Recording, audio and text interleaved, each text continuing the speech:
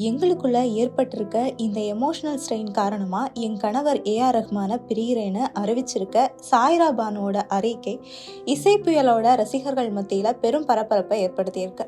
1992 மணிரத்னம் இயக்குன ரோஜா படம் மூலமா தமிழ் திரையுலகில் இசை அமைப்பாளராக கால்தடம் பதிச்ச ஏஆர் ரஹ்மானுக்கு அவரோட கரியர் ஏறுமுகமாக மாற தொடங்கி இருந்துச்சு.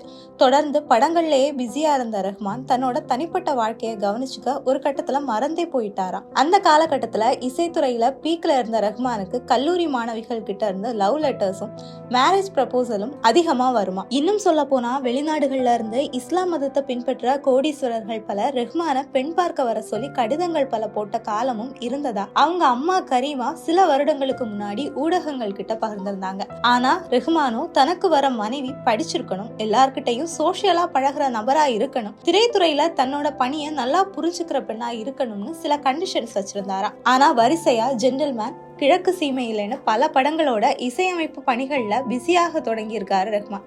அப்படிதான் தன்னோட 29 வயதுல தனக்குன்னு ஒரு பெண் பார்க்க தன்னோட அம்மாட்ட சொன்னாரா ரஹ்மான். எக்மோர்ல இருக்க தர்காவுக்கு தொழுக செல்வாங்களா ரஹ்மானோட குடும்பம். அங்கதான் ஒரு பெண்ணையும் சந்திச்சிருக்காங்க ரஹ்மானோட அம்மா கரீமா. அந்த பெண்ணோட குடும்பம் சென்னை புரசைவாக்கம் பகுதியில வசிச்சு வந்திருக்காங்க.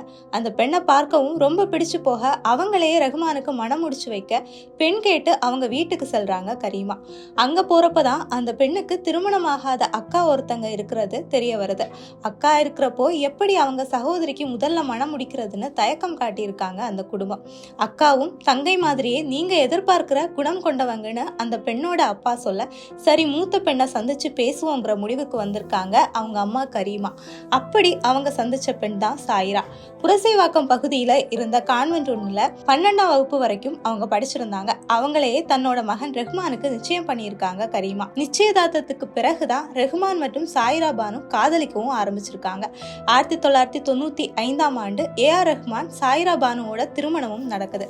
இந்த தம்பதிக்கு ரஹீமா, கத்தீஜா, ஆமீன்னு 3 பிள்ளைகளும் இருக்காங்க. சமீபத்துல தன்னோட மகளோட திருமணத்தையும் நேர்த்தியா நடத்தி முடிச்சிருந்தாங்க ரஹ்மான் சாய்ரா பானு தம்பதி.